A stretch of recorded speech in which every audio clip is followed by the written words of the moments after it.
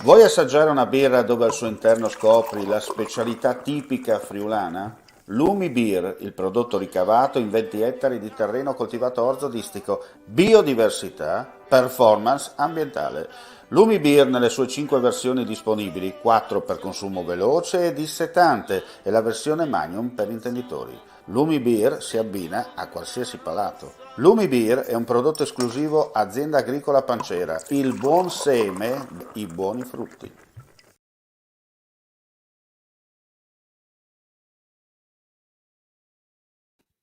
Ben ritrovati dunque gentili amici e amiche a questo appuntamento live per quanto riguarda le notizie dal Friuli Venezia Giulia, edizione flash chiaramente con le ultimissime dalla regione. Vigili del fuoco al lavoro questa mattina a Trieste in via Battigelli nel rione di Longhera per la rimozione di un grosso albero collassato sulla sede stradale che ha bloccato la circolazione. Non si segnalano per fortuna feriti. La causa del crollo è da imputare al violento temporale che nella notte si è abbattuto sul capoluogo regionale. Per la gestione del traffico la polizia locale. Il tutto si è risolto poco prima di mezzogiorno quando l'arteria è stata riaperta al traffico regolare.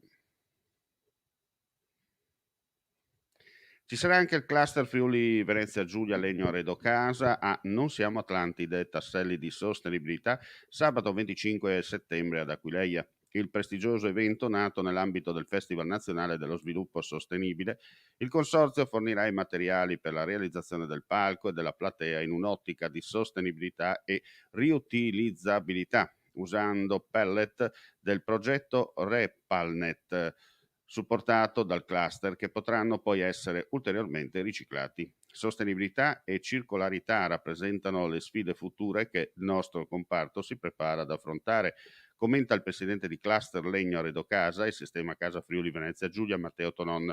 Innovazione continua e sviluppo sostenibile sono infatti imprescindibili per la crescita delle imprese e la valorizzazione dell'economia del legno della nostra regione.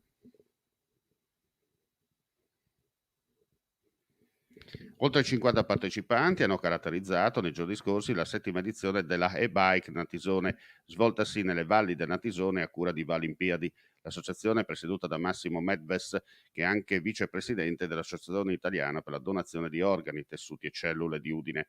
I ciclisti hanno pedalato dal birrificio Iulia sino al rifugio Pelizzo, dando vita a un'esibizione amatoriale di 60 km, conclusasi con un appello alla cultura della donazione degli organi. All'evento era presente anche il presidente di Sapori nelle Valli, Mauro Pierig, che si è schierato a sostegno dell'Aido. E con questa notizia chiudiamo qui questa edizione flash. Ulteriori aggiornamenti sul nostro sito www.friulitv.net.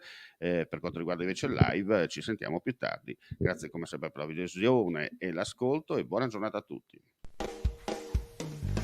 Ehi, dico a te, vuoi un apparecchio acustico a costo zero? Acustica Friulana, via Visinale 16, Muzzana del Turniano, Udine. Telefono 334 27 67 731. Test dell'udito direttamente a domicilio, semplice e veloce. Pagamenti su misura.